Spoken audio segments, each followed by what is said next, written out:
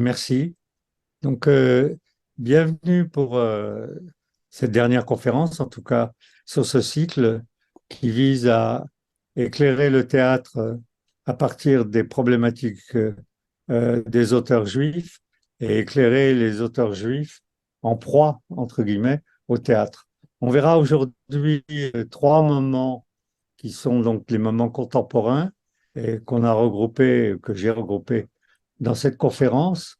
Le moment où les Juifs passent euh, de, comment dirais-je, de l'intégration, du fait que, non pas l'intégration, mais du fait que ils reçoivent l'émancipation à travers les différents pays d'Europe, et donc ils participent à cette émancipation, mais il leur reste un pas à franchir dans leur esprit, et ce pas, c'est l'émancipation.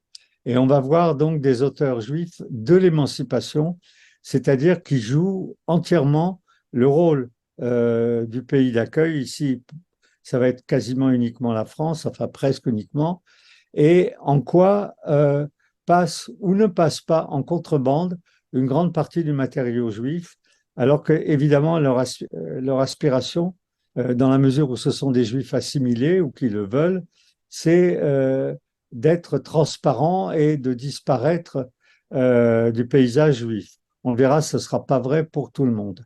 Ça, c'est le premier volet. Le deuxième volet, évidemment, qui va marquer l'aventure des Juifs contemporains, c'est la création de l'État d'Israël.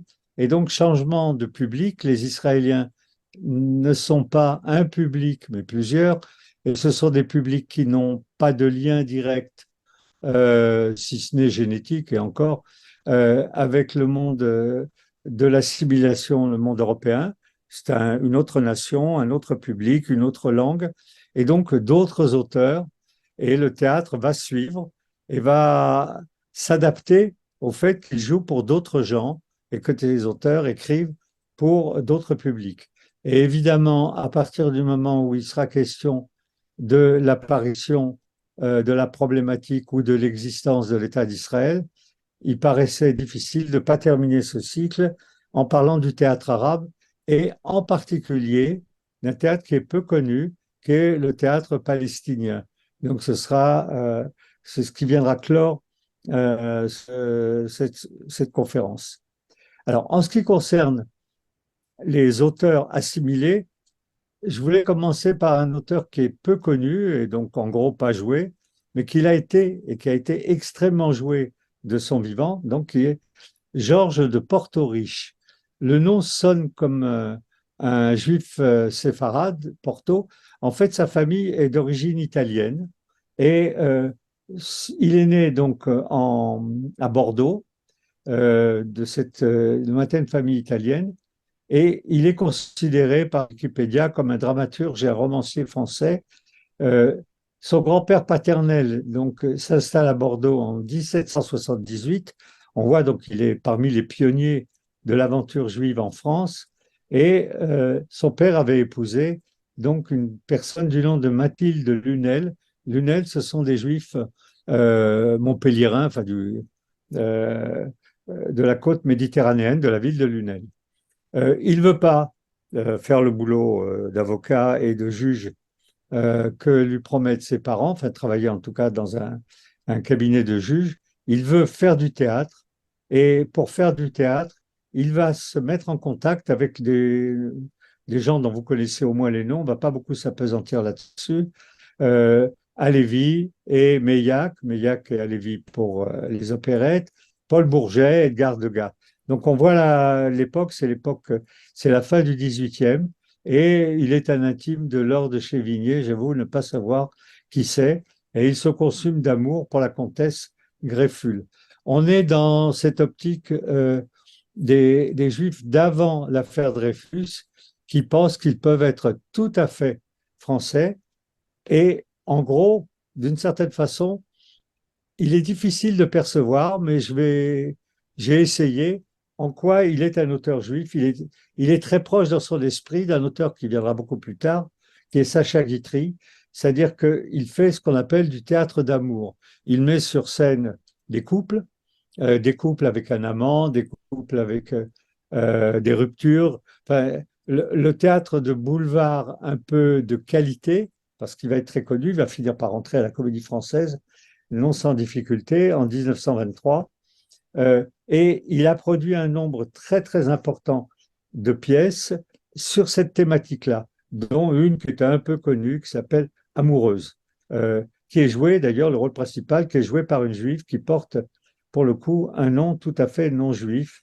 Et c'est cet environnement et cet univers d'assimilation qui va buter sur l'affaire Dreyfus d'une certaine façon, mais qu'on va également voir se développer dans une thématique qui est celle du conflit de l'être ensemble. Euh, J'ose affirmer, ou en tout cas j'ose dire, que ces tentatives de décrire les couples et leurs difficultés à l'intérieur de leur existence et de le mettre en scène, c'est-à-dire de tenter de résoudre des problèmes d'être commun, de collectivité, de tenter de les résoudre sur scène pour que le public qui y assiste pense que les problèmes qu'il a lui-même sont solubles. C'est un des rôles du théâtre, c'est-à-dire de mettre en scène des conflits et de montrer comment le jeu peut les résoudre et de dire au public, vous voyez, vous pouvez les résoudre vous-même de la même manière. C'est l'époque où la France entière s'émancipe. Il y a beaucoup de provinciaux qui finissent par arriver à Paris et qui découvrent une vie qui est, je dirais pas dissolue, mais un peu, on le voit dans les opérettes d'Offenbach et des trucs comme ça. Et le fait de le traiter cyniquement, avec beaucoup de rudesse, on va le retrouver chez Bernstein, un autre auteur, mais qui est beaucoup plus proche de nous en termes de calendrier. Enfin, euh, et peut-être, en tout cas de mon point de vue, une caractéristique juive, il n'y a pas de gras dans ces pièces. Ces pièces sont brutes de décoffrage. Euh, Elles donnent à sentir des relations qui sont des relations brutales et pas uniquement des relations, comment dirais-je, mielleuses. Il y a très peu de romantisme réel. Il y a surtout des situations. Et pour moi, le fait de travailler des situations est une des caractéristiques du théâtre écrit par des juifs, c'est-à-dire non pas de la psychologie, mais des situations. Donc, je ne vais pas trop traîner sur Georges de Portoriche, parce que vous avez quasiment aucune chance de tomber sur une de ses pièces. Il écrit plus, il est plus joué, pardon, bien entendu, il écrit plus, il est mort, mais il est plus joué et il figure simplement parce que j'ai quelques pièces de lui chez moi, dans ma bibliothèque, et en les relisant, j'essayais de voir quelle trace passait ou quel élément passait en contrebande dans son théâtre. Le suivant, donc il est mort en 1930. Le suivant est beaucoup plus important et a une histoire beaucoup plus tricotée et plus intéressante. C'est Henri Bernstein. Alors, Henri Bernstein, il a fait les beaux jours du théâtre français pendant de très nombreuses années et il est un auteur qui a revendiqué son identité juive. Les pièces qu'on connaît de lui, Israël, Judith, euh, ne sont plus jouées, mais elles ont été jouées. Et elles ont été jouées, et il mettait en scène à partir des années 20, donc on est chez quelqu'un qui est beaucoup plus tardif, qui est né, donc je retrouve sa date de naissance, euh, il est né en 1876, donc à partir de 1900, un peu avant, il commence à écrire pour le théâtre et on considère que c'est un théâtre de boulevard, mais en même temps, avec l'adultère, on est dans un milieu bourgeois et on pensait que surtout que c'est un théâtre avec le trio amoureux dans une mise en scène qui donnait l'impression d'une tranche de vie. Mais cette approche ne prend pas en compte un élément essentiel de son théâtre. Il y a des personnages juifs et il y en a pratiquement tout le temps. Et il y a des pièces également qui mettent en scène des problématiques juives. Et il va tomber dans le trou creusé par l'affaire Dreyfus à partir du moment où il met en scène des personnages juifs, qu'il est lui-même juif, qu'il écrit pour des juifs, il va lui arriver à peu près ce qui pouvait arriver de pire par la déportation à cette époque.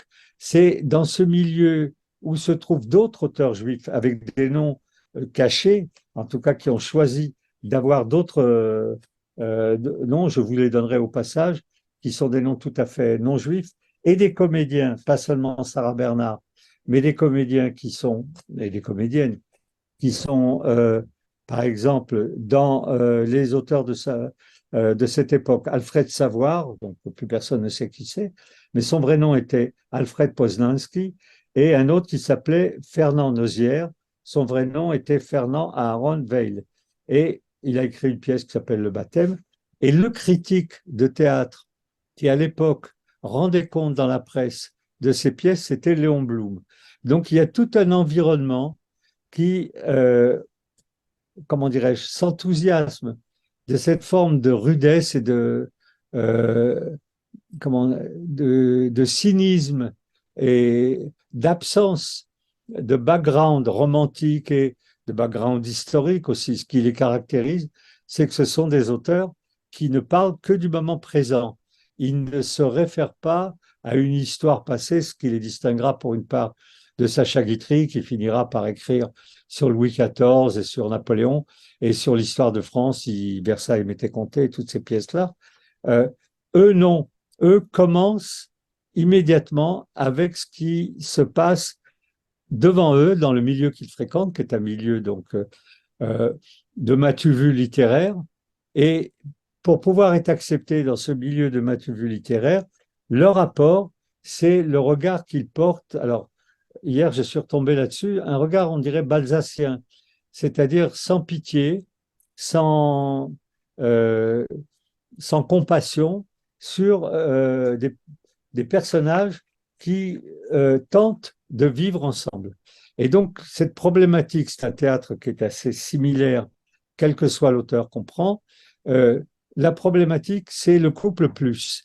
C'est-à-dire, si on veut chercher un peu, et moi je le fais, euh, des stratégies juives à l'intérieur, c'est comment se comporter avec l'autre et comment réussir à mettre sur le plateau, donc sur scène, des comédiens qui vont apporter un matériau où ils combattent avec l'autre et tentent de se conjoindre, puisque c'est des histoires de couple, et de produire une collectivité, et que cette collectivité, qui plus est chez Bernstein, où il y a des personnages juifs qui ne sont pas des usuriers, donc là il y a une rupture, mais qui sont des mondains, un peu comme chez Proust, on est à la même époque d'ailleurs, ces personnages porte un regard sur cette société qui est un regard évidemment distancié, mais qui en même temps laisse entendre qu'il pourrait en être. C'est-à-dire, c'est une demande d'assimilation. Cette demande d'assimilation va être très problématique pour Bernstein parce il avait un succès absolument fou et c'était un des auteurs les plus joués et qui avait le plus de succès au théâtre de son époque. Et il était sur le point d'être programmé par la Comédie Française, qui était le rêve de tous ces auteurs, quand quelqu'un a sorti une lettre qu'il lui avait écrite, à un anarchiste quelconque, à qui Bernstein avait dit qu'il avait réussi à ne pas être mobilisé et à ne pas faire son service militaire parce qu'il était antimilitariste. Pourquoi est-ce qu'il lui a écrit ça? Probablement pour s'attirer les bonnes grâces de cet homme. Mais cet homme, quand il a vu, qui était antisémite, quand il a vu que Bernstein postulait pour la Comédie Française, a sorti cette lettre. Et là, il y a eu des manifestations absolument épouvantables, avec des charges de cavalerie à chevaux devant la Comédie Française. Il y a eu des blessés. Pratiquement, il y avait des gens qui étaient à l'agonie. Et pendant toutes les premières représentations, ça a été un événement épouvantable, une montée évidemment d'antisémitisme. Les Juifs n'ont pas fait la guerre, enfin non, pardon, à cette époque-là, c'était avant la guerre 14-18. Les Juifs échappent au service militaire et d'une certaine façon, Bernstein s'est vu, comment dirais-je, mis devant le fait accompli. Il est d'abord et avant tout un auteur juif, même si cette manière d'écrire que moi je trouve perceptible, elle n'était pas mise en avant et elle n'était pas perçue, sauf sur un point précis, le fait que c'était des pièces, pardon, amorales, amorales Oui, je vais y arriver. Amorale dans le sens qu'elle ne se préoccupait pas de morale, qu'elle donnait à voir des personnages un peu brutaux et un peu cyniques, et qui plus est, des pièces dont beaucoup euh, traitaient de personnages juifs, judiques, Israël. Il a écrit énormément de pièces. Euh, et ce qui est intéressant chez Bernstein, c'est qu'au début, il considérait que le fait qu'il était juif était une affaire privée qui ne concernait que lui. Et progressivement, il s'est rallié à l'idée que c'était une affaire collective, à cause de l'antisémitisme essentiellement. Et il est devenu militant dans des organisations qui, dont une s'appelle le comité de vigilance, qui se préoccupe de la montée de l'antisémitisme. Et il a dit un jour, il a écrit en tout cas, je suis résolu à être un juif militant uniquement parce que d'autres hommes, donc c'est les antisémites, que d'autres hommes, c'est-à-dire d'autres juifs, pardon, sont persécutés dans des conditions horribles par les antisémites. Donc il a eu un parcours euh, assez, comment dirais-je, assez étonnant, partant d'une figure juive purement privée, il considérait comme les juifs euh, assimilés de l'époque, le fait d'être juif était une histoire privée, jusqu'au moment où il s'est trouvé être un juif professionnel, on peut dire, et écrire de pièces de plus en plus nombreuses où les figures juives étaient quasiment omniprésentes. Alors, la pièce qu'on connaît de lui, parce qu'on n'en connaît, à mon avis, qu'une seule, et encore personne n'a vu, parce que tout le monde a vu le film, c'est Mélo, qui a été mis en scène et tourné par Alain Resnais, qui est aussi donc une sorte de boulevard un peu brutal et en situation dans un espace clos, euh, un tête-à-tête et un triangle de personnages plus ou moins amoureux. Voilà, on voit l'affiche. Cette pièce avait déjà été filmée par un autre cinéaste en Allemagne et Bernstein a été non seulement traduit énormément, mais a été joué un peu partout. Pour terminer l'affaire, pendant la guerre, il est parti aux États-Unis pour s'y réfugier. Alors, j'essaie de voir les dates pour pas que je vous dise de sottises concernant la période. Euh, il est, oui, 53. Donc, pendant la guerre, il s'est réfugié aux États-Unis. Et quand il est rentré des États-Unis en 44-45, on lui a fait un triomphe. Il est revenu à la Comédie Française. Il était, comment dirais-je, un auteur à succès et à succès tel que son retour en France en 44-45 a permis comment dirais-je, des manifestations d'affection hors norme et il a immédiatement été programmé à la Comédie Française et il a eu deux pièces qui ont été mises au répertoire. Tout ça est passé à la trappe, on n'en parle pratiquement plus, mais enfin c'est un parcours relativement étonnant. Voilà pour les auteurs que je voulais signaler. Comme auteur, j'en signalerai deux autres, je crois, qui sont Ariane Nouchkine, d'une certaine façon, et il faut que je retrouve les papiers, lequel, et qui d'autre? Victor Haïm, donc, et Ariane Nouchkine. Victor Haïm, on le connaît un peu, on le connaît surtout parce que d'abord il a écrit une cinquantaine de pièces, c'est pas plus. C'est un juif originaire de Salonique. Si, voilà, il est metteur en scène, il est originaire d'origine gréco-turque. Je pense que c'est de Salonique. Lui est né en France et il est traduit dans beaucoup de pays. Ce qui est surtout, ce qui le caractérise, c'est que c'est le père de Mathilde Amet, cette magnifique créature et magnifique comédienne. Et c'est un théâtre de qualité, c'est un théâtre correctement ficelé, et lui a travaillé pour tous les endroits où on voulait bien de lui.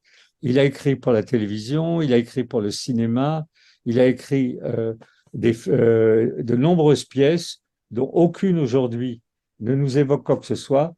Dans certaines de ces pièces, je crois qu'il a écrit une quarantaine de pièces, il est question parfois de personnages juifs ou de personnages bibliques Abraham et Samuel, c'est une comédie. Alma et Jérémie.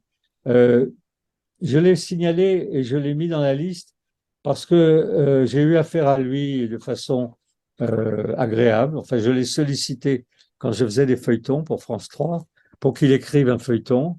Et bon, ça s'est arrêté à partir du moment où moi, j'ai arrêté mon activité à France 3.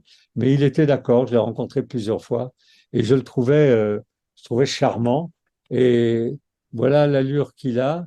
Et quand on pense au fait qu'il est le père de Mathilde Amet, bon, la mère de Mathilde Amet était une danseuse, mais on est un peu surpris.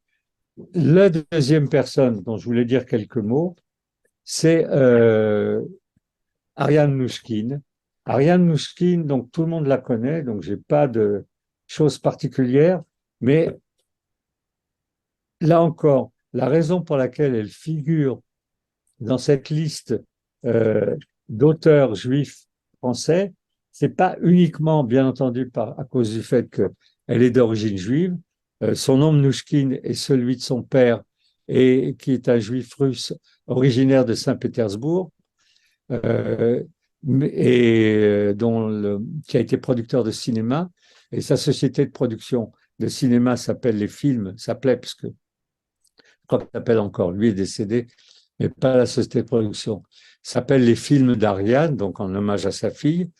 Euh, Rien dans son théâtre ne laisse voir quelque chose qui est très directement juif, sauf qu'elle a travaillé au début de son parcours en Angleterre, et qu'en Angleterre, c'est là qu'elle a rencontré Arnold Wesker. Et Arnold Wesker, j'ai eu l'occasion d'en parler lors d'une conférence précédente, c'est l'auteur en particulier, mais pas uniquement, de La Cuisine. Et bon, aussi d'une version qui réhabilite Shylock, euh, qui a eu un peu de succès en Angleterre, mais qui n'a jamais été joué en France. La Cuisine, c'est une des pièces, comme l'atelier, je les mets sur le même plan. Et dans le cadre de mon activité professionnelle au Grenier de Toulouse, j'ai amené ces deux pièces à Toulouse. On les a montées et ça a été un carton. C'est des pièces de troupe. C'est des pièces où, lorsque la troupe réussit à fonctionner, c'est-à-dire que la mission qui lui est donnée dans l'atelier de fabriquer des pantalons et des vestes et dans la cuisine de servir des repas, prouve qu'une collectivité est possible.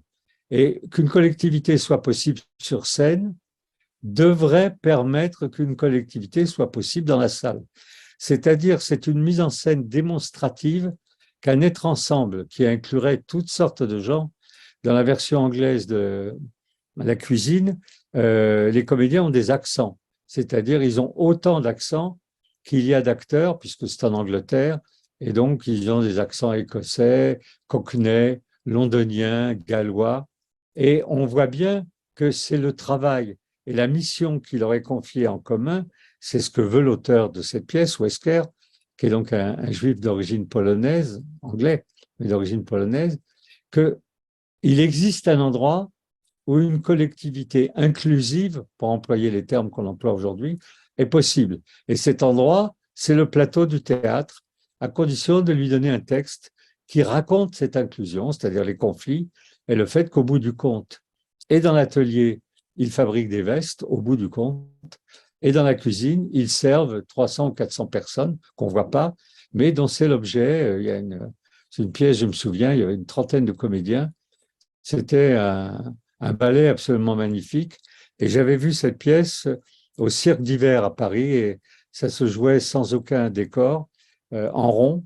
Le public était tout autour et il y avait des peaux d'animaux, de moutons, qui étaient au sol.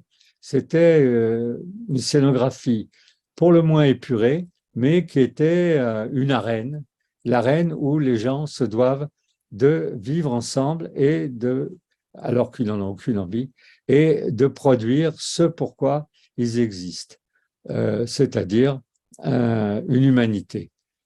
En ce qui la concerne, je l'ai un peu connue, pas beaucoup. C'est surtout mon fils qui voulait être acteur, qui est acteur, qu'il a rencontré plusieurs fois. Il s'est marié chez elle, elle lui a prêté les locaux du Théâtre du Soleil pour le mariage. Euh, elle est, non seulement elle sait qu'elle est juive, mais elle fait partie ces juifs, je dirais, analphabètes en judaïsme. Il n'en reste pas moins qu'elle a énormément travaillé avec une collaboratrice dont je vais retrouver le nom, qui est juive elle aussi, Sixou, Hélène Sixou, et que Hélène Sixou, elle a écrit énormément de textes sur le judaïsme. Donc c'est délibéré et volontaire que Ariane Mouchkine ne les ait pas exploités, c'est-à-dire qu'elle a demandé énormément de textes à Sixou, mais pas sur ce domaine, pas sur ces questions. Il n'en reste pas moins que Hélène Sixou lui convenait, c'est-à-dire qu'elle arrivait à travailler dans cet univers où il y a de l'enthousiasme à vivre ensemble, qui lui était fourni par une juive d'origine tunisienne, me semble-t-il. J'en suis pas sûr, mais c'est Farad. Donc, encore quelqu'un a signalé, mais là, dans les, comment dirais-je, dans les juifs contemporains, avant de passer donc à Israël et aux Palestiniens et aux Arabes, c'est quelqu'un que je souhaitais signaler, j'en ai déjà parlé la dernière fois, qui s'appelle Maya Morgenstern. Évidemment parce qu'elle porte le même nom que moi, mais elle n'est pas du tout de ma famille. Et elle est roumaine, elle est née à Bucarest, elle est en activité. Et ce qui est tout à fait étonnant, c'est qu'elle est d'abord actrice, on la verra un peu dans des films de Pintillier, dont Le Chêne, des films qu'on verra en France, qui seront distribués par un autre producteur roumain, qui est Marine Karmitz. Et ces films, donc, la rendront, enfin, la feront connaître. Mais elle est très intégrée à la Roumanie et elle voudra faire une carrière roumaine.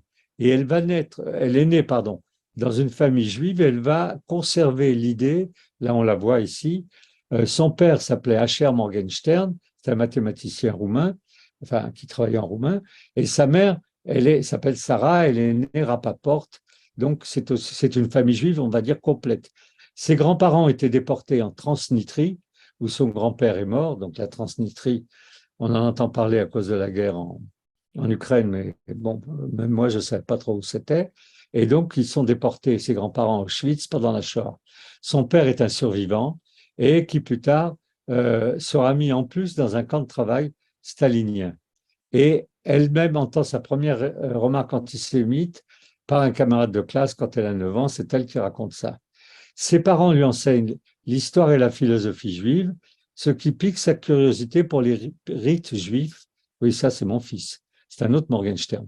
Et l'incite à fréquenter, j'en parlerai tout à l'heure à propos de Keret, et l'incite à fréquenter la synagogue de Bucarest lors des offices de Yom Kippour, où elle apprécie le son et la langue hébraïque. Ce qui la caractérise, et c'est la raison pour laquelle elle figure là, outre son nom, c'est qu'elle va finir par être directrice du seul théâtre de langue yiddish d'Europe, le théâtre yiddish de Bucarest. J'y suis allé, j'ai été invité pour parler de Isaac Bashevis Singer, ce que j'ai fait de bon cœur. Et j'ai vu une pièce en yiddish. Il y avait beaucoup de monde dans la salle, c'était un théâtre de 400 places. Évidemment, la pièce était surtitrée parce qu'il y a pratiquement plus de juifs en Roumanie et des juifs yiddishophones, il n'y en a pratiquement aucun.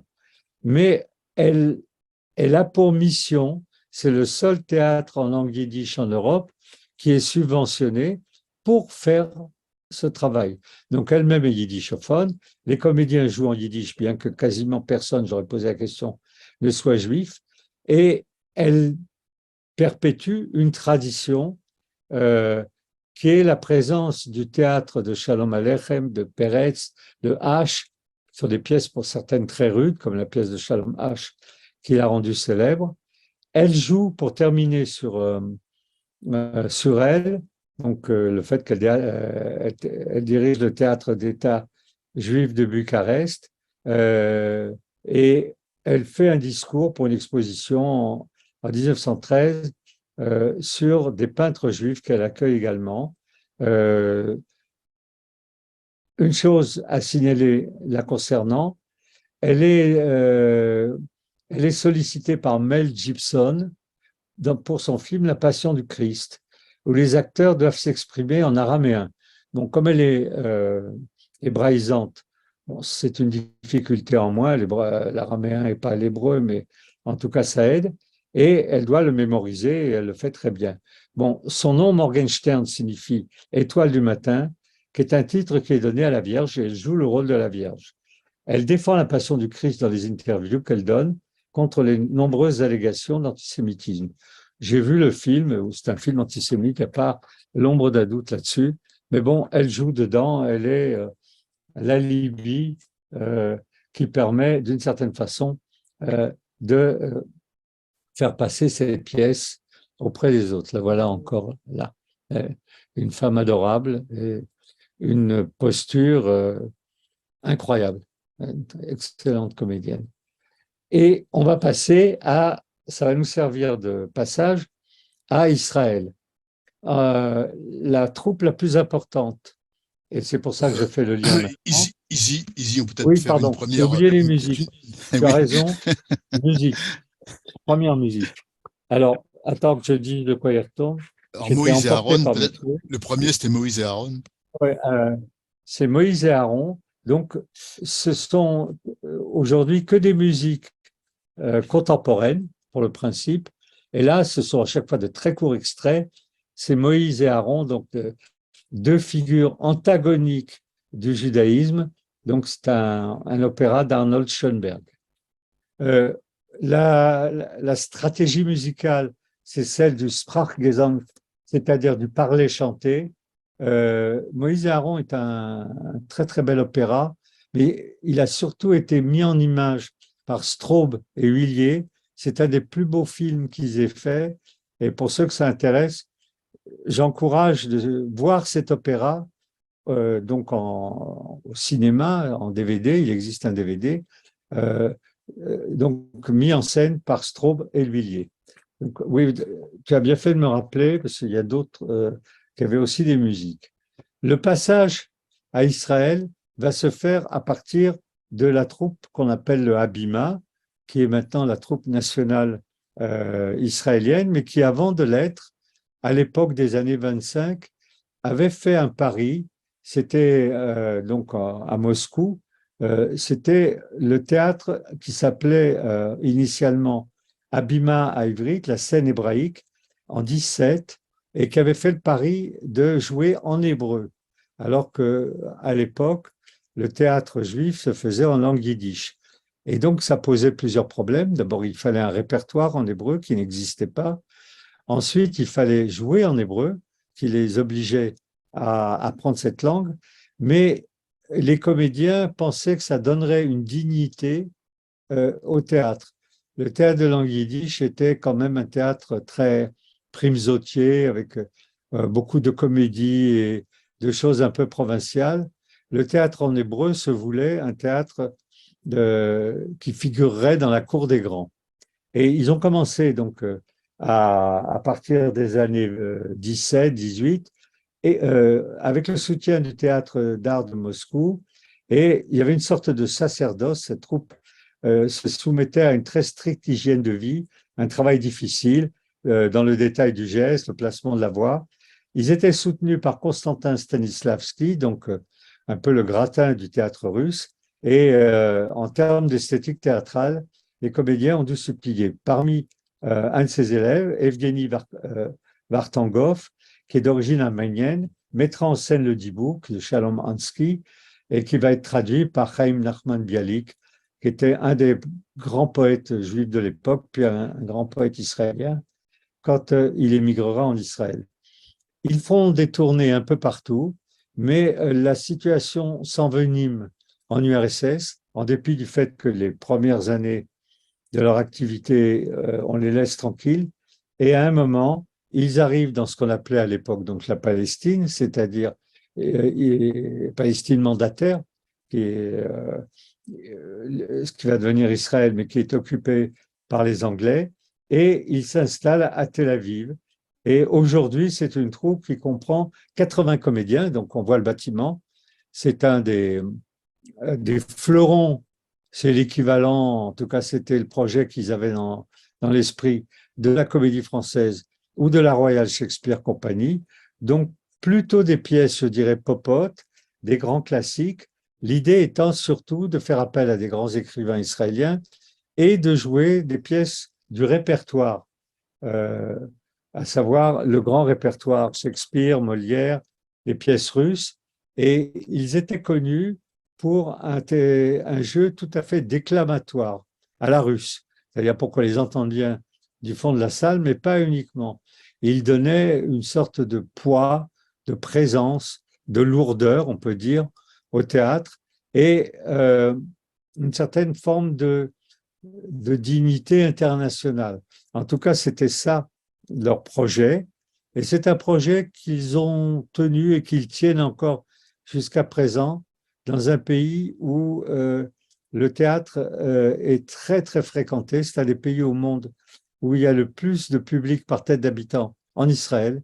Les gens vont au théâtre, c'est quelque chose qui prête un peu à réfléchir, les chauffeurs de taxi, toutes sortes de populations. Ils ne vont pas tous voir les mêmes pièces, mais beaucoup vont au théâtre. Euh, et l'idée était qu'il y ait un théâtre qui soit un théâtre national d'envergure. Donc le théâtre Abima avait des acteurs et surtout des actrices, pour certaines qui venaient de Russie et qui jouaient à la russe. Euh, c'est difficile de dire qu'on y voyait des pièces intéressantes, mais on y voyait surtout des pièces extrêmement bien jouées, des décors extrêmement sophistiqués, des metteurs en scène chevronnés, dont des metteurs en scène étrangers qui étaient invités. Ils n'ont pas trop bougé de ce créneau et ils ont laissé, comme on le voit ici, Théâtron Necher ou d'autres, Gesher, pardon, et d'autres comme OL et la Théâtre Compagnie à Jérusalem et un théâtre yiddish également. Euh, ça, c'est je vois le titre, mais je ne sais pas qui a écrit cette chose. Peut-être Agnon. Euh, le théâtre est tellement diversifié aujourd'hui en Israël qu'il y a des salles pour pratiquement tous les types de jeux, tous les types de spectacles, euh, toutes les manières d'opérer théâtralement. Et donc, c'est de ça dont je vais parler maintenant. C'est qu'il y aura autour du Habima, avec ce théâtre patrimonial, il existe un théâtre critique et la force du théâtre israélien, c'est que je ne sais pas ce que c'est ce truc, c'est une place de théâtre pour Elisabeth Berger. Je ne connais pas cette pièce. La force du théâtre israélien, c'est qu'assez vite, la critique sociale a pris place sur les scènes de théâtre. Il y a des écrivains en Israël qui sont des écrivains acides. Je pense à David Grossman.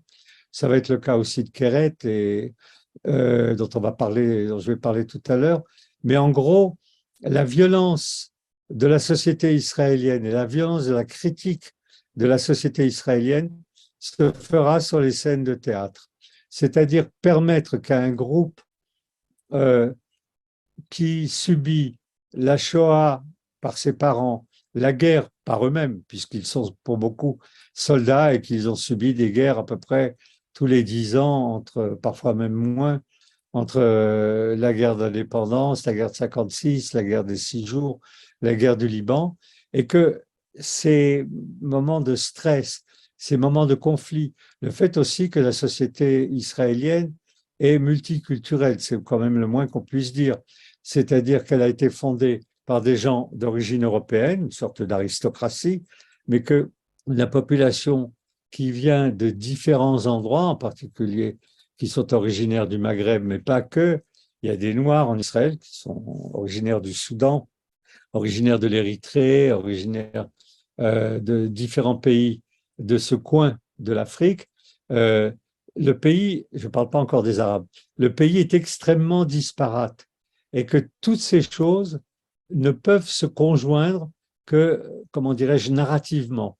Dans la vie, on le voit actuellement dans les conflits qu'il y a sur le plan politique, qui sont aussi des conflits, on va dire, ethniques d'une certaine façon.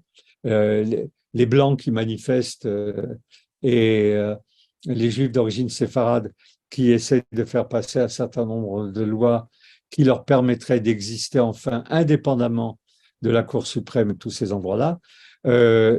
Il n'y a qu'au théâtre que vont pouvoir se débattre de manière violente la guerre, la mort, la maladie, euh, la difficulté pour les Juifs de constituer une nation. Tout ça va être traité théâtralement et je vais en dire maintenant quelques mots parce que c'est là qu'on trouve le théâtre le plus intéressant en Israël, avec des auteurs dont certains alors, sont très connus, mais d'autres beaucoup moins. Et je vais commencer par un auteur qui est peu connu, mais que j'ai eu la chance de voir sa pièce à Paris. Il s'appelle Yosef Moundi. Ce Yosef Moundi, dans les années 75, quelque chose de genre, quelqu'un m'a dit, il y a une pièce d'un Israélien qui se joue dans un petit théâtre, dans une cave en fait, rue des Deux Ponts à Paris. C'est une cave où il y avait 30 ou 40 places. Et cette pièce s'appelait, elle avait été traduite en français, Ça tourne. Et je vous raconte l'objet de la pièce. C'est un pur chef-d'œuvre, cette pièce. En tout cas, je me souviens que j'avais été très impressionné par l'intelligence du dispositif et son rendu. Donc lui, il est né en Roumanie et il arrive en Israël à 16 ans et il commence à écrire pour le théâtre en hébreu. Euh, il a 35 ans. Et sa pièce la plus importante, ce qui a déclenché son écriture théâtrale, c'est la guerre des 6 jours. La guerre des 6 jours va être un facteur de radicalisation du théâtre israélien, à savoir qu'ils sentent, ils voient venir, bon nombre d'auteurs, l'idée que d'un seul coup, Israël se prend pour un empire, à cause, il a triplé d'espace, de territoire, avec le Sinaï à l'époque, avec la Cisjordanie, avec le Golan, et d'un seul coup, il se prend pour un très grand pays, et territorialement, et en termes de puissance. Avoir écrasé toutes ces armées arabes en 6 jours leur a tourné la tête. Et je me souviens d'un journal qui était édité par les trotskistes israéliens, c'est un truc qui existait, et ces trotskistes israéliens avaient été mis en place par des trotskistes français qui étaient venus euh, créer ces groupuscules. Et ce journal s'appelait Israel Imperia News, les nouvelles de l'Empire israélien. Et c'était exactement ça. Et ce journal alertait sur le fait que Israël allait changer de modèle de société. Israël allait devenir un pays arrogant, un pays désorganisé humainement, avec perdre ce qui faisait sa spécificité, c'est-à-dire une collectivité aimante et mobilisable sur des grands projets qui étaient des projets collectifs, et va être au contraire une zone de conflit, évidemment avec les Arabes, mais une zone de conflit interne très violente.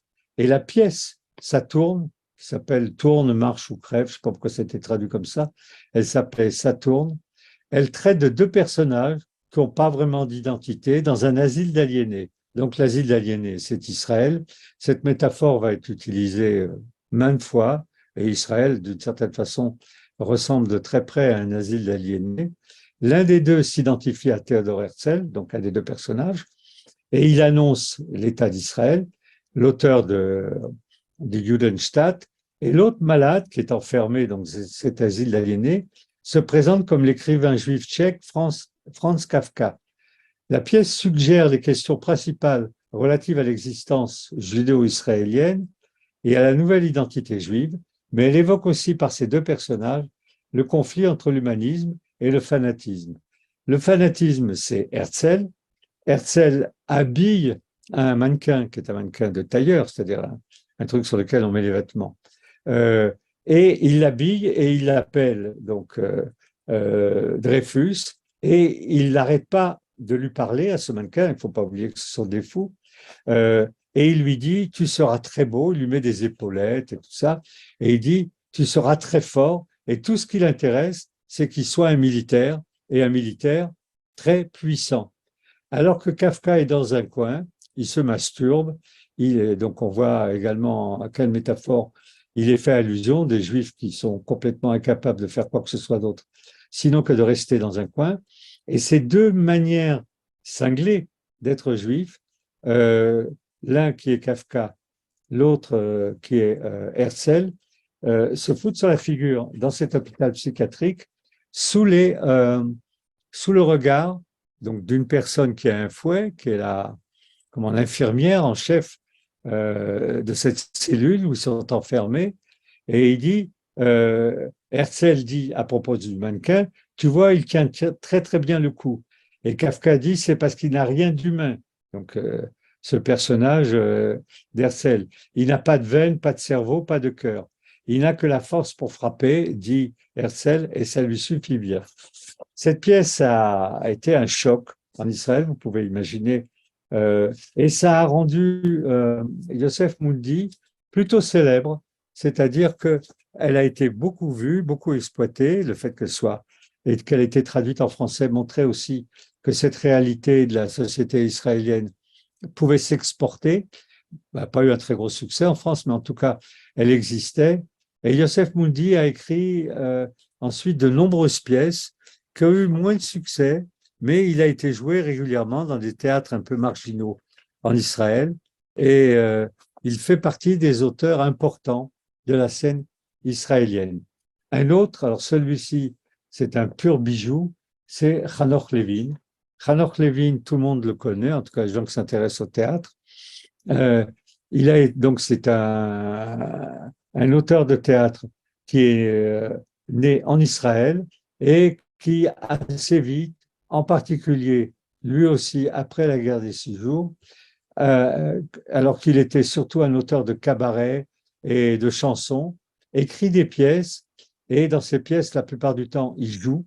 Et la différence avec Yosef Moundi, c'est qu'il met en scène des personnages veules, qui ont peur de la mort, qui sont insipides, qui sont des savates, des pauvres airs, et que ces personnages euh, sont considérés comme le tout venant de la société israélienne. Évidemment, c'est un auteur à scandale. Il est très, très joué ailleurs qu'en Israël, parce que ce type de personnage n'est pas perçu dans les pièces comme étant typiquement israélien. C'est-à-dire, il n'y a pas de couleur locale, il n'y a pas dans pratiquement aucune de ces pièces, il y a d'indications de décors ou de lieux qui feraient penser à Israël. Et donc, ça se joue, toutes ces pièces ont été traduites en français, elles se jouent beaucoup dans le monde entier, été traduites en 20 langues. La pièce qui a fait exploser en Israël, c'est La Reine de la baignoire. Il se trouve que j'ai eu la chance de le voir, c'est une sorte d'agression de cabaret avec des chansons, avec des injures, des trucs très violents, euh, qui montrent un Israël ou des personnages israéliens non seulement mal élevés, mais agressifs, incapables et d'amour et et de vivre ensemble, et que cette manière d'aborder cette incapacité de vivre ensemble était la marque de fabrique était, parce qu'il est décédé d'un cancer, était la marque de fabrique de Hanoch Levin. Deux, deux auteurs israéliens encore, Yehoshua Sobol, pas très intéressant, mais très joué, parce que il a métaphorisé le destin des Juifs en Israël, et il a écrit des pièces dont la plus connue est Ghetto, pour des raisons absolument, moi je trouve, sordides. Elle s'est beaucoup jouée en France, mais surtout en Allemagne, et où il est question, évidemment, de la reconstitution d'un ghetto en Allemagne. Et il a été beaucoup joué à Haïfa en particulier, parce qu'il était originaire de cette ville et il a été directeur du théâtre de Haïfa, théâtre municipal, qui est un des bons théâtres de recherche. Voilà, on le voit ici, il est vieux mais pas décédé. Et comme il est écrit, Political Social, c'est un théâtre politique et social.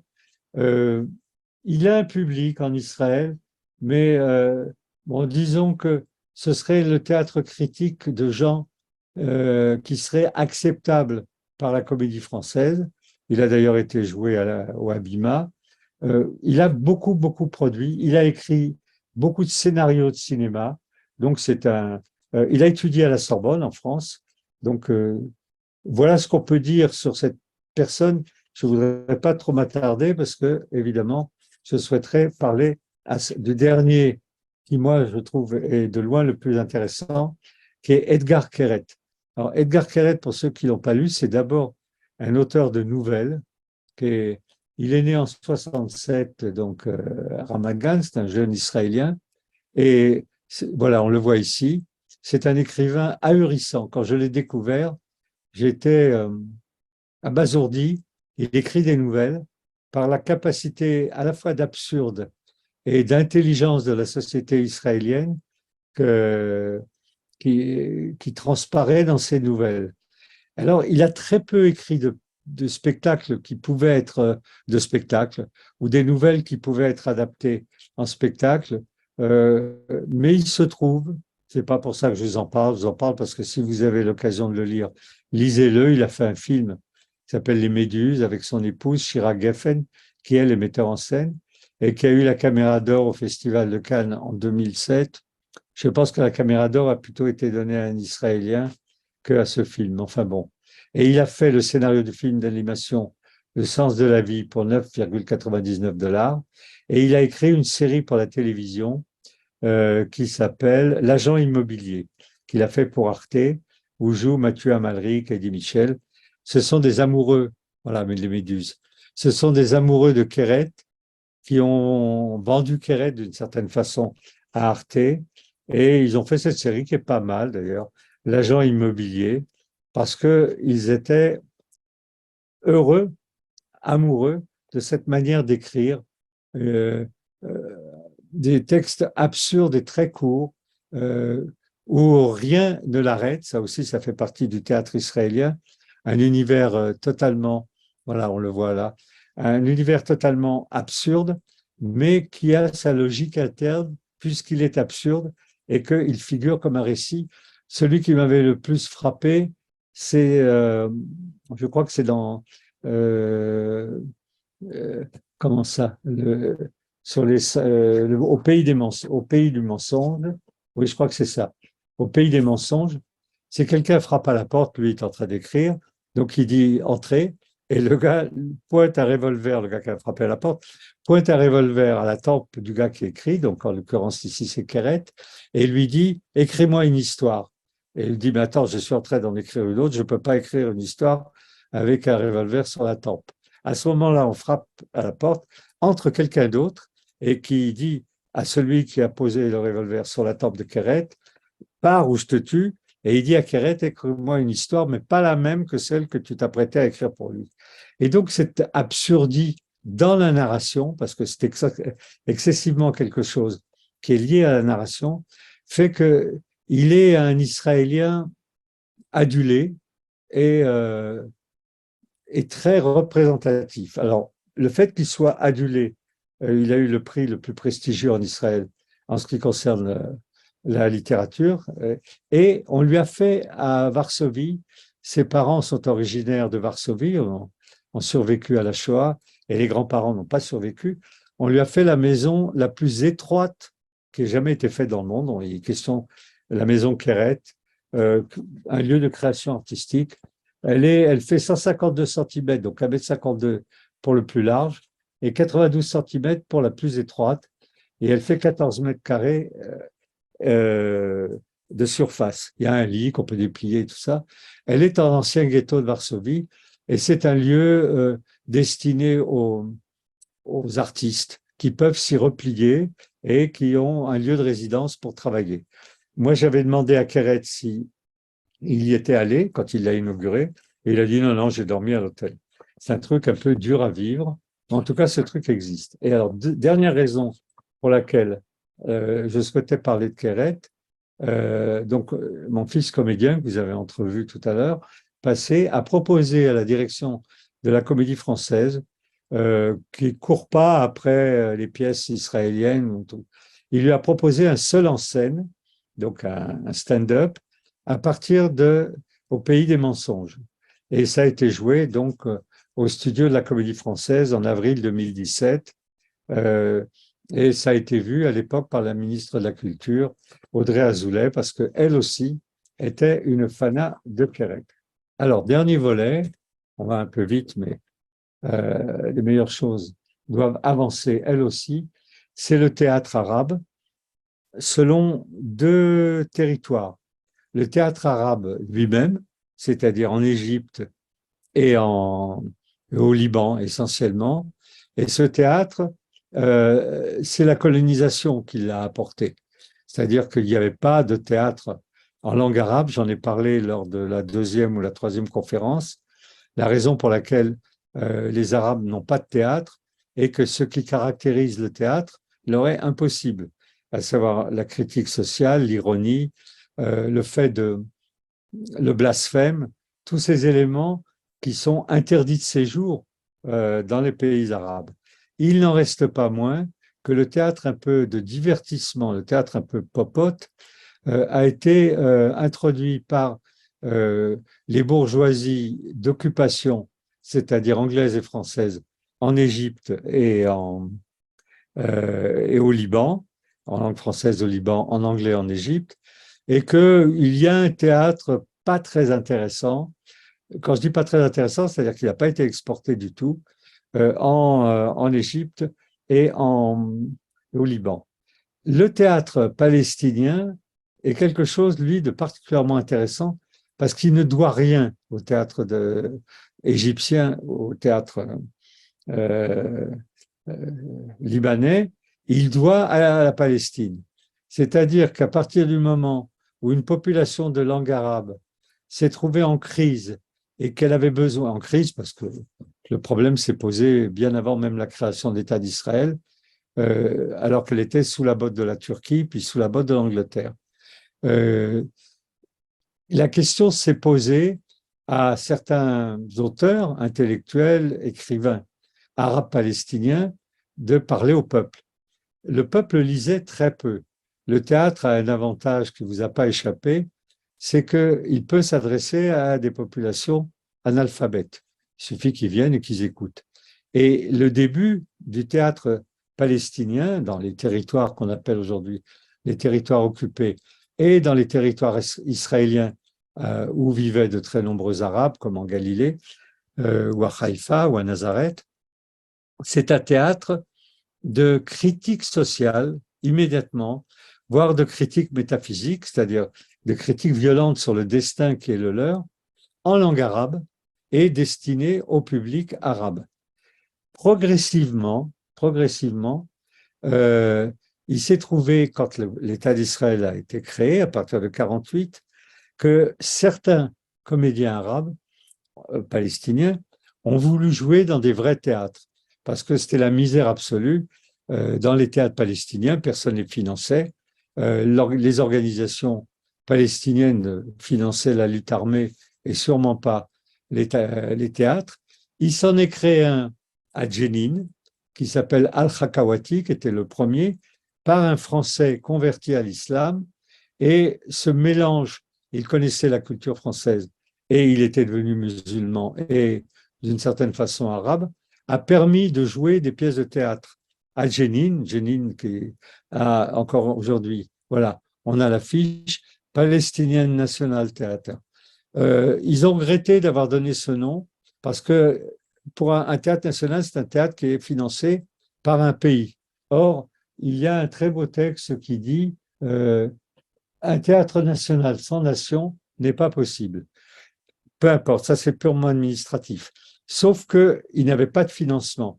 Donc les financements pour cette partie-là, ils ont dû aller les chercher chez des mécènes et ils ont joué pratiquement uniquement des pièces anti-israéliennes, c'est peu dire.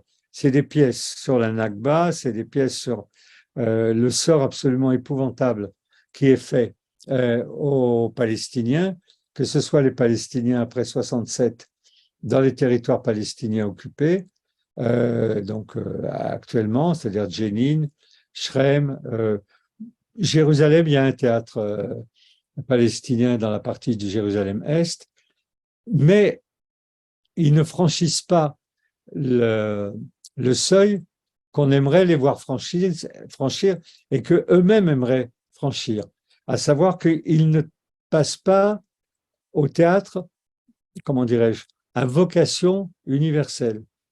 Leur problème, c'est l'explication qu'on peut en donner, ils sont tellement obsédés par leurs problématiques, mais on sait que c'est vrai pour des tas d'autres trucs, c'est-à-dire, c'est triste à dire, mais ils considèrent que leurs malheurs sont tellement grands qu'ils s'intéressent qu'à eux. On le voit pour des communautés qui ne sont pas palestiniennes, mais le monde arabe a du mal à admettre qu'il existe quelque chose d'autre que lui-même. Ça, c'est une problématique dont on ne sait pas bien comment ils vont s'en dépêtrer. Les pièces sont des pièces militantes, des pièces d'une très grande violence, souvent verbale, mais en tout cas d'une très grande violence, sont destinées à un public arabe qui va au théâtre, mais moyennement, mais qui permet aussi l'expression d'un combat.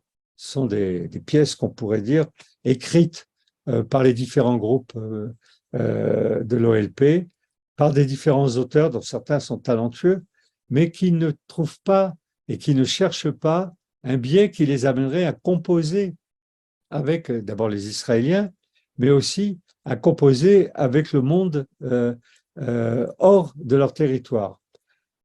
C'est assez, donc je l'ai dit, c'est assez problématique, ce qui fait que certains comédiens qui veulent jouer euh, dans des grandes troupes, qui veulent jouer dans des mises en scène dans lesquelles il y a de l'argent pour les costumes, pour les décors, où il y a des textes d'une très grande tenue, on finit par jouer dans des théâtres israéliens où les pièces se jouaient avec des comédiens arabes, donc qui jouaient Shakespeare, mais il y avait des comédiens arabes, puis avec des pièces qui traitaient de la problématique israélo-palestinienne, et les Palestiniens étaient joués par des Palestiniens et les Juifs par des Juifs.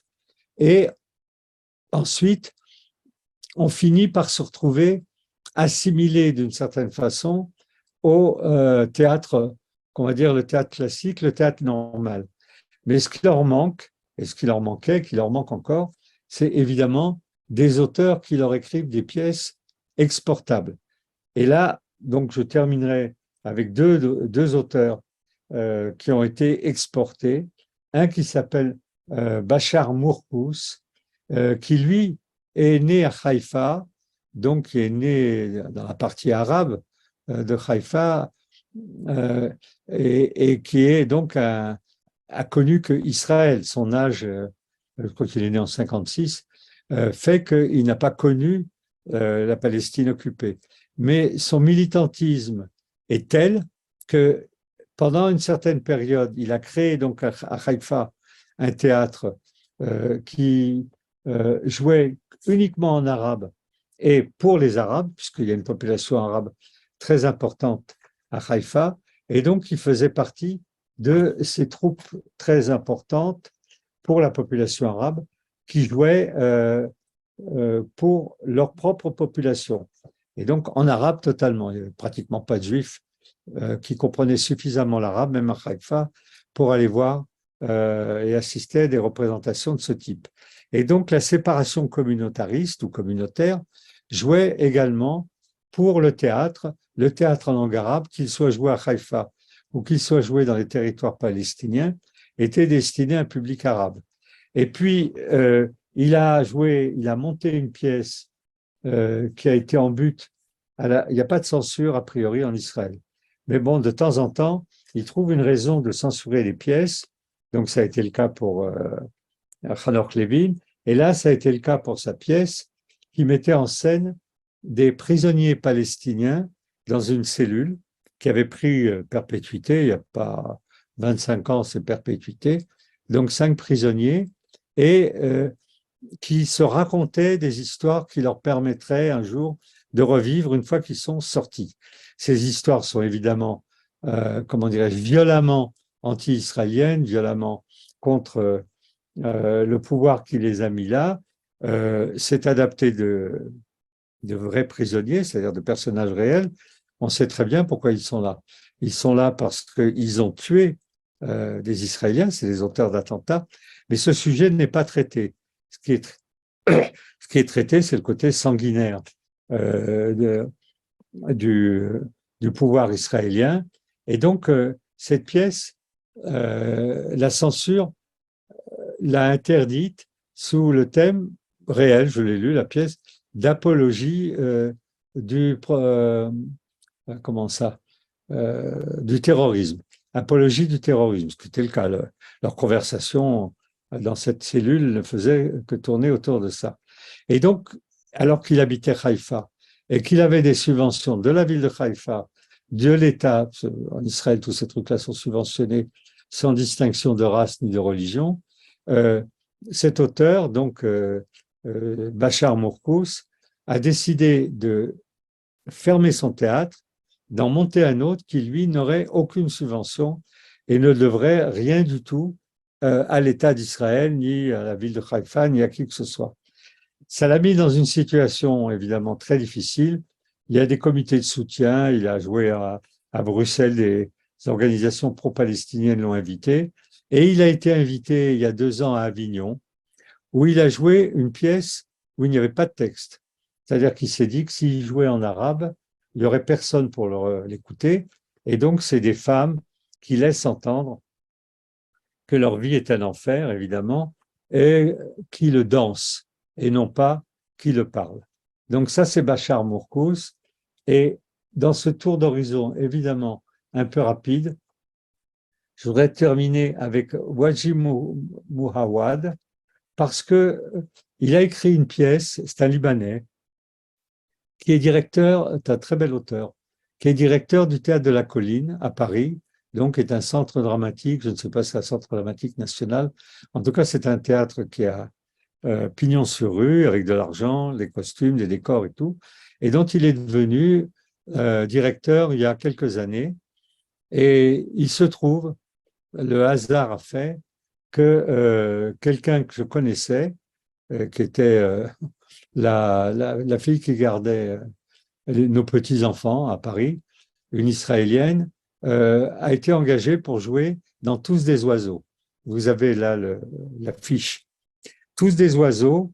Les oiseaux, c'est ceux qui franchissent le mur sans avoir de problème. Et là, la pièce raconte l'histoire d'une famille juive complètement désorganisée parce que ils sont en conflit avec eux-mêmes, originaires d'Allemagne, certains vivent en Israël, d'autres vivent encore en Allemagne.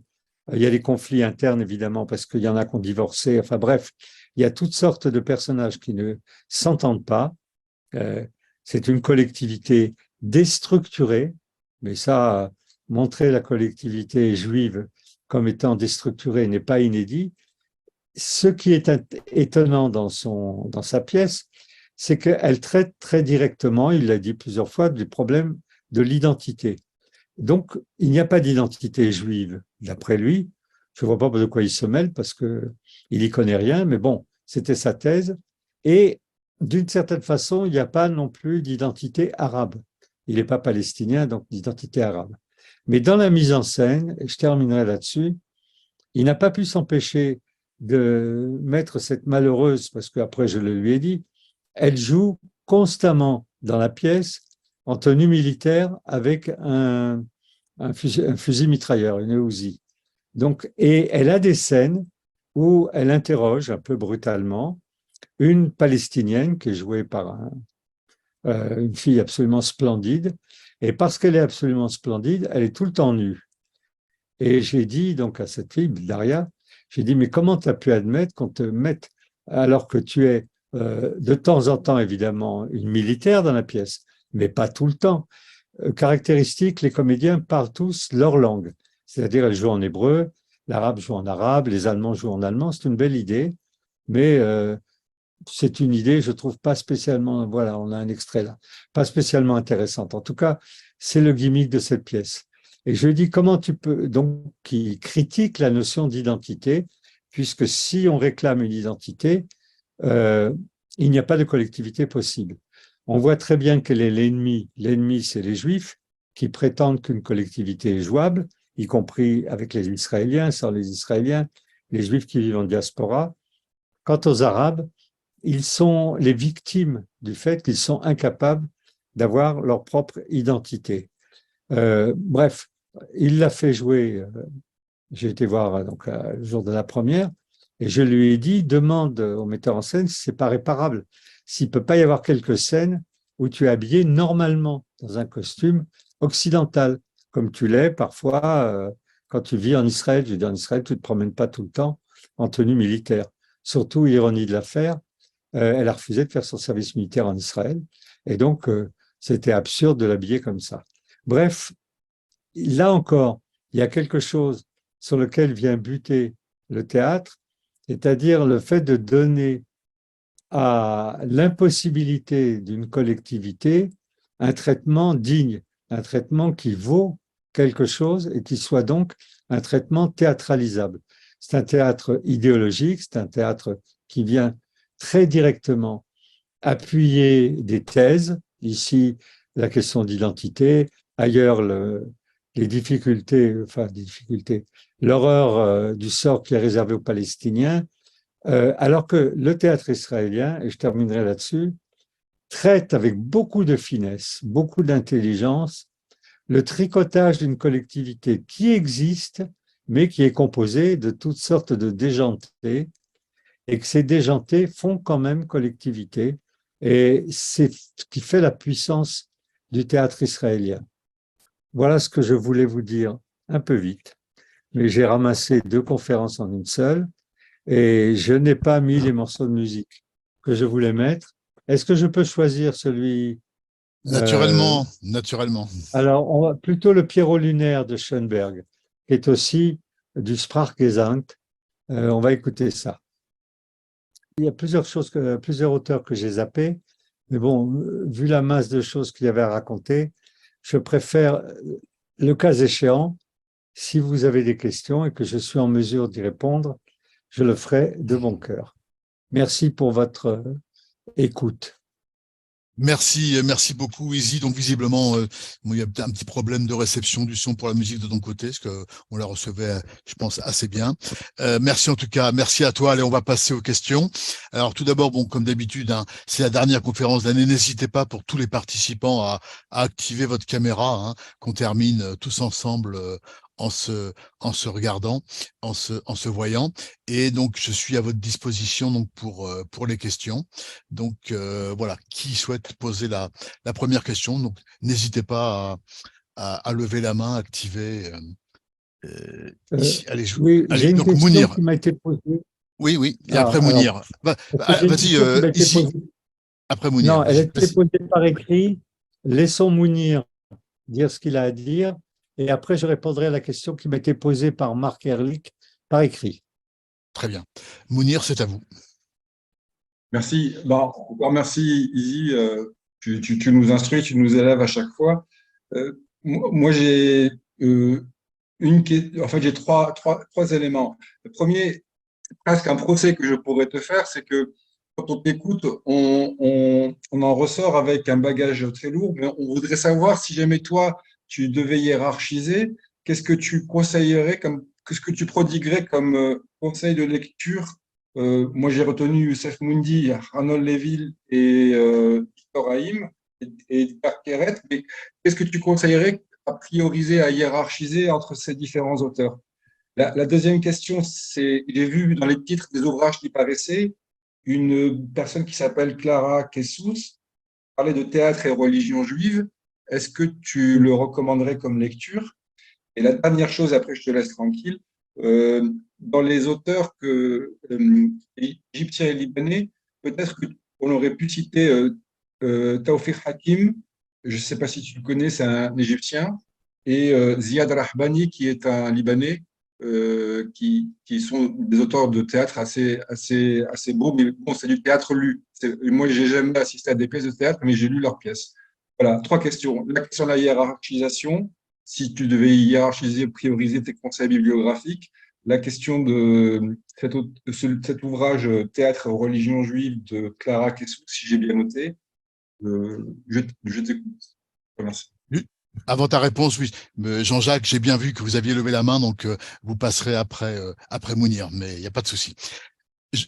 Easy. Oui, je vais faire court, parce que c'est des recommandations. En tout cas, Hanoch Levin et Keret. S'il faut lire quelque chose et me faire plaisir, Hanoch Levin, parce que c'est un auteur incroyable, et comment le caractère déjanté et tragique de la société israélienne et des juifs israéliens et des juifs en général est rendu par son texte de manière magnifique. Et puis il y a beaucoup de textes en français. Et Keret, parce que ses nouvelles sont incroyables. Donc voilà. En ce qui concerne la thèse sur théâtre et sacré de Clara quelque chose, effectivement. Oui, on peut lire, mais elle cherche, sa thèse porte sur le sacré, et donc autant que sur le théâtre. Et donc ça rend la lecture un peu spécieuse. Par contre, elle connaît très bien son sujet, comme tous les gens qui écrivent des thèses. Le théâtre juif, pour moi, n'est pas un théâtre sacré. C'est un théâtre très terre à terre, et à cause de son origine biblique ou midrashique ou talmudique, elle a pensé suivre un fil qui est celui de la sacralité. Mais bon, moi, je crois que c'est faux. Et voilà. Et en ce qui concerne les auteurs arabes, oui, là, tu peux m'accabler sans peine.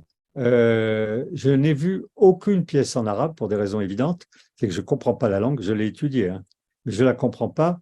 Et que c'est du théâtre lu, j'ai ce soupçon.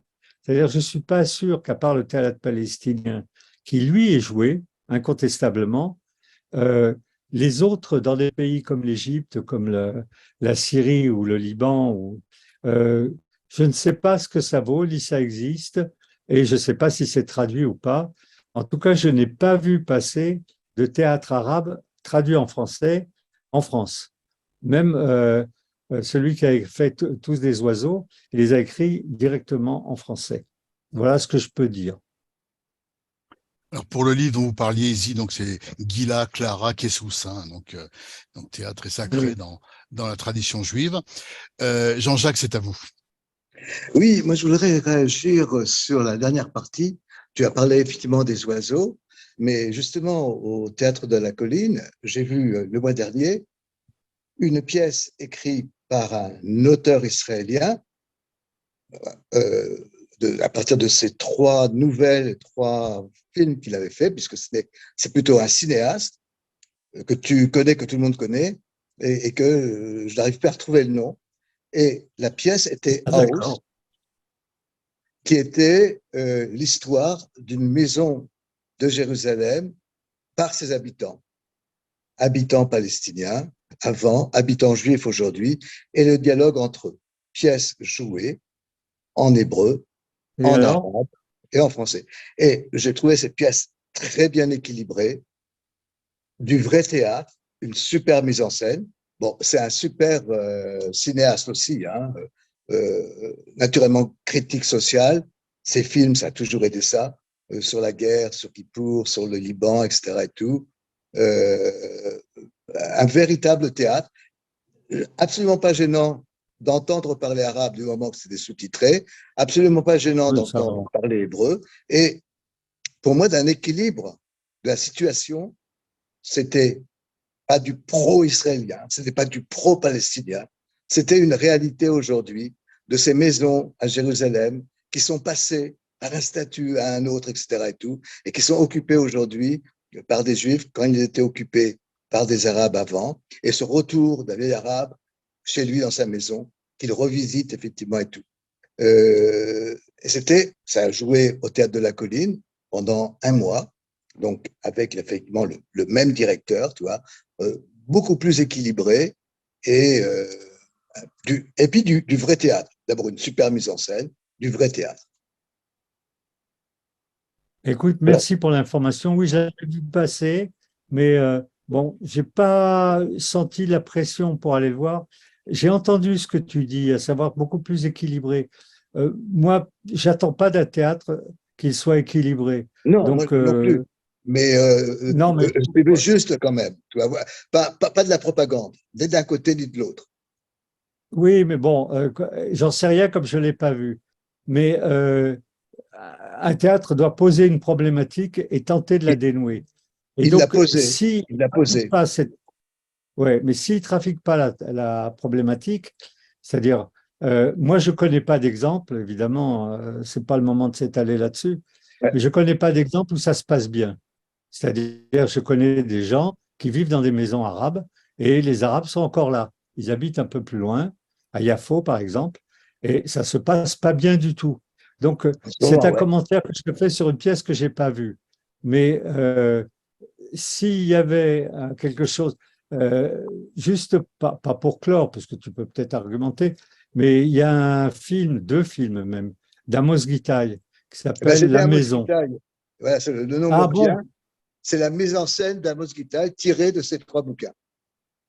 d'accord.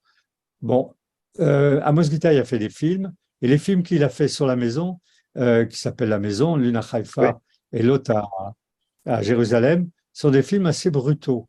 oui, Et moi, j'aime beaucoup le travail d'Amos Gitaï, et je trouve que son boulot n'est pas de résoudre le conflit du Proche-Orient, mais de montrer ce que c'est que d'avoir pris la maison de quelqu'un d'autre. Et oui, donc, c'était ça. si Ouais, c'est ouais. Amos Gitaï, j'irai le voir un jour. Bon, Il faudra qu'il puisse être rejoué.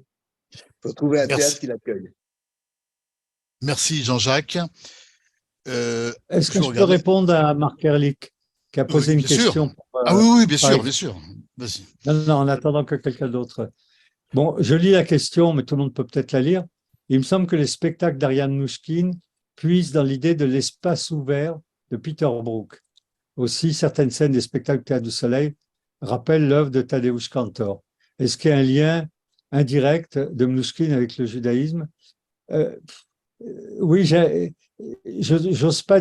Pour moi, le lien avec le judaïsme, plutôt avec le fait juif que le judaïsme, pas la même chose. C'est le fait qu'une collectivité est possible. Et donc, qu'elle milite pour ça, qu'elle fait en sorte que tous ces spectacles mettent en scène des comédiens et des propos disparates. Ça a commencé donc avec la cuisine. Et au bout du compte, il y a un enthousiasme pour cette collectivité possible.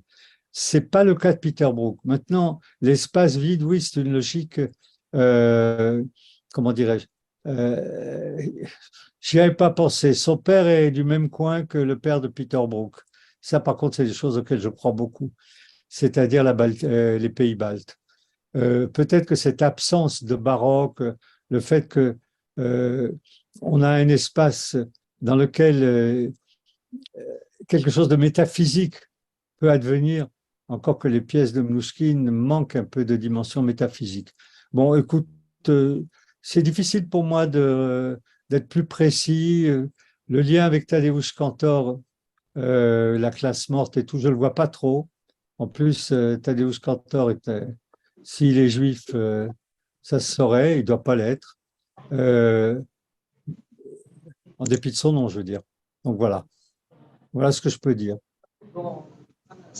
Merci. Merci, Izzy. Y a-t-il une autre question? Non, n'hésitez pas, hein, c'est la dernière conférence, n'hésitez pas à lever la main. Ici, vous parliez tout à l'heure de ces acteurs arabes donc, qui ont tenté leur chance dans le théâtre israélien pour les raisons que vous avez indiquées. Est-ce que ça restait du théâtre israélien joué par des acteurs arabes et israéliens ou y a-t-il eu par là une ébauche de théâtre israélo-arabe ou arabo-israélien? Les deux. Les deux. Ils ont été pour certains au début, c'est un processus. Des comédiens arabes, par exemple au Habima, qui étaient les des comédiens dans la troupe, mais assez vite.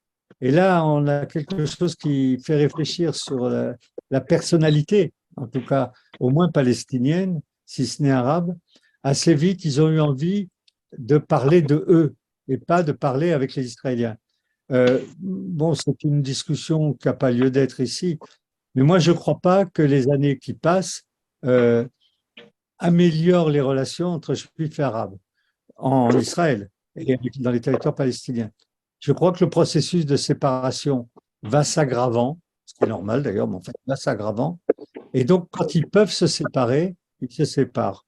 Et donc, on ne peut pas dire qu'il y ait, bon, il y a toujours des initiatives, presque toujours c'est des initiatives juives, pour un orchestre arabo-juif ou pour une pièce de théâtre qui traite de cette question. Et là encore, Ezrati a parlé de cette pièce équilibrée. Amos Gitaï n'est pas un fanatique en dépit des apparences, parce qu'il l'a été, mais c'est un Israélien juif, c'est pas un Arabe. Donc, non, il n'y a pas de progrès dans ce domaine, du tout, du tout. Si tant est que c'est un progrès de voir les Arabes et les Juifs collaborer dans des œuvres communes. Ça se fait un peu dans le boulot, dans les hôpitaux, il y a des médecins juifs et des médecins arabes, mais c'est tout. Ouais, ça répond à la question connexe que je posais. C'est que, de manière générale, en Israël, tu me contrediras peut-être, le monde de la culture est quand même assez nettement à gauche. C'est vrai pour le cinéma, c'est vrai pour le théâtre, et je me posais la question de savoir si effectivement ça avait contribué, ou si le théâtre israélien, qui est quand même comme un cinéma très critique, avait eu un certain écho du côté arabe. Pour gagner du temps, je dirais pas du tout. Zéro. Ah, d'accord. Non, c'est pour gagner du temps. Les Arabes veulent faire leur propre. Il y avait un très très bon ami de Keret qui écrivait dans le journal Haaretz, pareil, le nom m'échappe, mais qui était un très très bon chroniqueur et ami d'un des meilleurs écrivains israéliens, Edgar Keret. Il est parti aux États-Unis. Il y a quelqu'un qui a fait un film qui s'appelle Tel Aviv on Fire. Je ne sais pas si vous l'avez vu, qui est un bijou de drôlerie, pareil. On l'a vu en France, le film a été donné en France, il n'y a pas eu beaucoup de monde pour le voir, mais on l'a vu en France, et il est parti aux États-Unis. Donc, il n'y a pas de synthèse, je ne veux pas parler de symbiose, ce serait exagéré, mais il n'y a pas de synthèse, et il y en a de moins en moins. Merci Izzy. Allez, y a-t-il une ultime question? Pour ces bonnes nouvelles. Une ultime question avant de terminer. Non, alors écoutez, on va clore là. Écoutez, je vais réactiver tous les sons, tous les micros, et on va remercier, féliciter vraiment Izzy pour cette dernière conférence. Regardez son petit activé. Merci beaucoup Izzy, merci infiniment. Merci. Allez, c'est moi qui vous remercie. C'était vraiment de toute qualité. Un mot quand même sur le programme à venir, parce qu'on va se retrouver Izzy. Donc la semaine prochaine, donc on va retrouver notre ami Roger pour sa dernière conférence sur cette fois-ci les acteurs et actrices, le théâtre et le cinéma, avec donc vous voyez les acteurs qui sont mentionnés ici. Et on terminera donc la saison, la clôture, avec une table ronde avec vous-même Izzy, en compagnie de Roger et Maurice, pour parler un petit peu à la fois du bilan de cette saison, des questions et bien sûr de l'avenir sur ce que vous avez en tête pour l'année prochaine. Alors peut-être déjà en avance de face, Izzy, peut-être vous pouvez dire un mot de ce que vous avez en tête de manière préalable et à confirmer prochainement. Non, je dirais, il y a une réplique de To Be or Not To Be de Lubitsch. À un moment, il dit Keep your secret secret. Je pense que c'est pas à moi de dire quoi que ce soit. Avant qu'on se soit retrouvés tous les 3 ou tous les 6, je ne sais pas, et qu'une décision officielle prise par Hebraïka. Évidemment, j'ai un projet de cycle de conférences, mais je n'en dirai rien jusqu'à ce que ce soit décidé. Pendant ce temps, j'ai retrouvé le nom de ce chroniqueur arabe, Sayed Kashoua, qui est toujours un être remarquable, mais qui est parti aux États-Unis. Très bien. Écoute, merci beaucoup en tout cas Izzy. Donc on se retrouve donc tous très prochainement la semaine prochaine avec Roger et avec Roger, Izzy et Maurice donc pour le secret sera bien gardé jusque là pour parler de la bilan de la saison et surtout de ce qui arrivera l'année prochaine, les thèmes qui seront abordés. Merci encore infiniment Izzy vraiment pour tout le travail mais incroyable. Alors que vous avez mené avec d'ailleurs vous l'avez souvent dit avec passion. Je crois que vous avez entre guillemets kiffé ce thème des Juifs et le théâtre. Vous l'avez travaillé comme un jeune étudiant avec beaucoup d'entrain, beaucoup de passion et ça se voyait. En tout cas, on a appris énormément de choses. Merci en tout cas à vous, Izzy. Allez, merci à vous. Portez-vous bien. Merci. Portez-vous bien et à très bientôt et rendez-vous donc dès la semaine prochaine avec Roger. Merci à tous. Allez, on se quitte avec le générique. À très bientôt. Merci. Merci. Merci.